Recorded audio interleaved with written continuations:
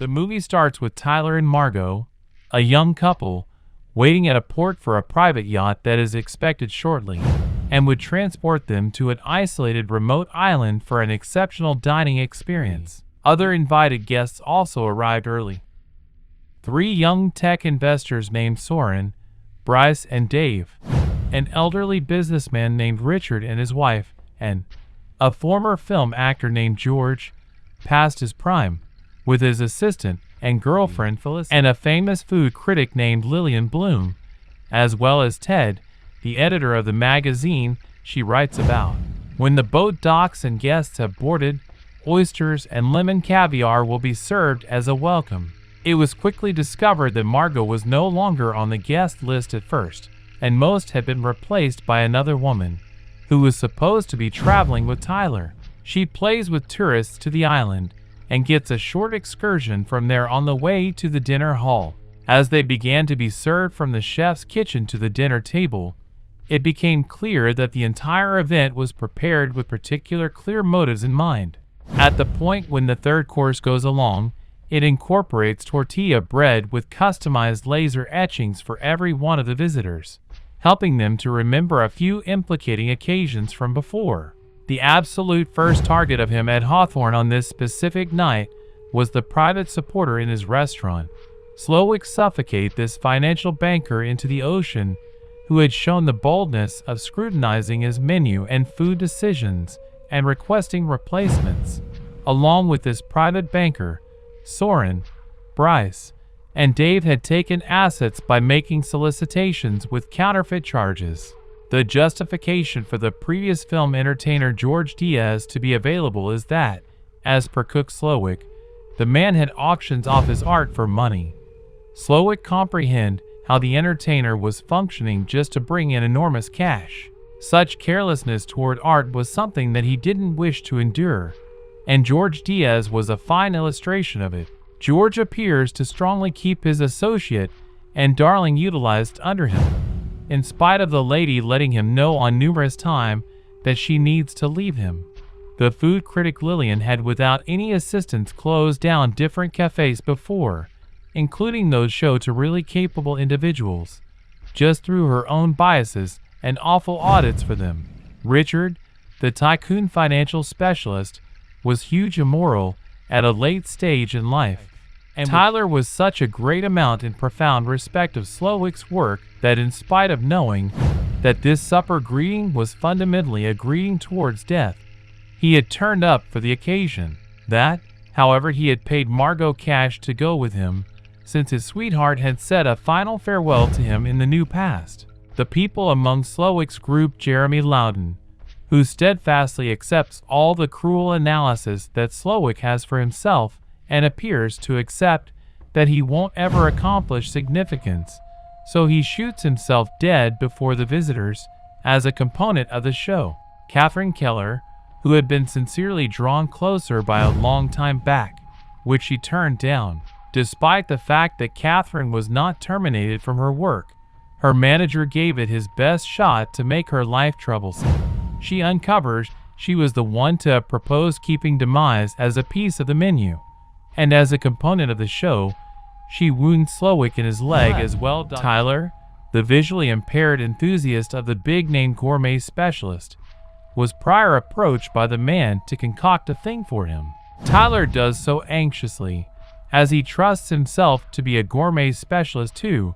However, when he presents his dish to Slowick, the last option scorns it and fervently condemns Tyler.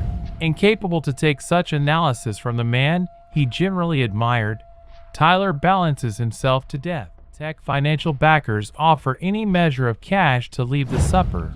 Yet again, the main exemption is Margot, as she slips into the cook's confidential house and attempts to track down any implicating proof against the man.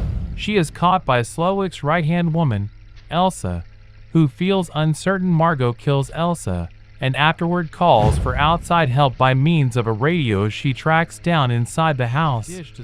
She advises him to set up an exemplary American cheeseburger, which she learns was his specialty way some time ago, and takes a nibble of it when it shows up.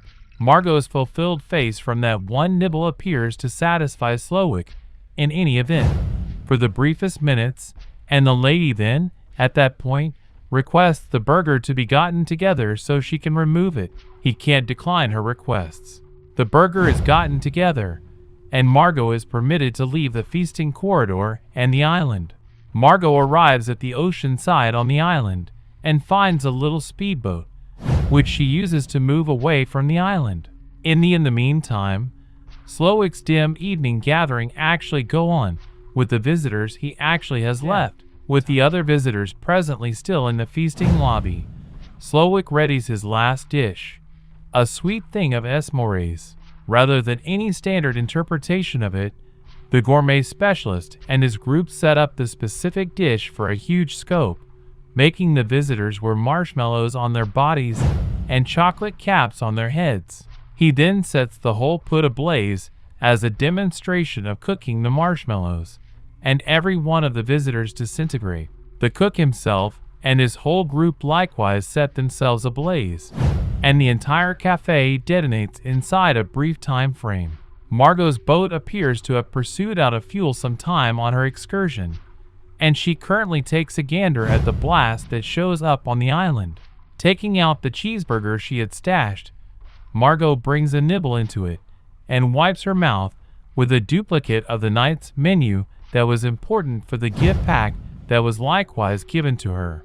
It is purposefully left hazy about what eventually befalls Margot, for her boat is presently caught in the ocean. The significant truth is that she has effectively gotten away from the passing snare island, and that also by excusing Julian Slowick's skill. It is entirely conceivable to accept that Slowick realized she would escape all along. However, he additionally partook in the way that there was this singular prepared to get down on him and altogether challenge his standing. Furthermore, Margot isn't actually important for the gathering that Slowick needs to make his arrangement against, and he likewise doesn't appear to mind that she moves away. His entire thought, it appears, was to separate the world-class, high society people who had pushed for food to be a particularly select issue. Slowick's execution of it, an evident dull satire design, is to transform these people into life-sized esmores and cook them to death.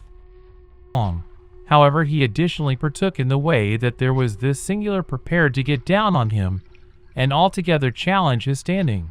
Furthermore, Margot isn't actually important for the gathering that Slowick needs to make his arrangement against, and he likewise doesn't appear to mind that she moves away.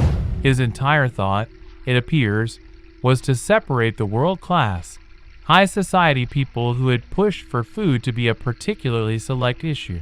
Slowick's execution of it, an evident dull satire design, is to transform these people into life-sized esmores and cook them to death. So hope you enjoy the video. Stay tuned for further updates, and don't forget to subscribe the channel. See you next time. Till then, be safe. Bye.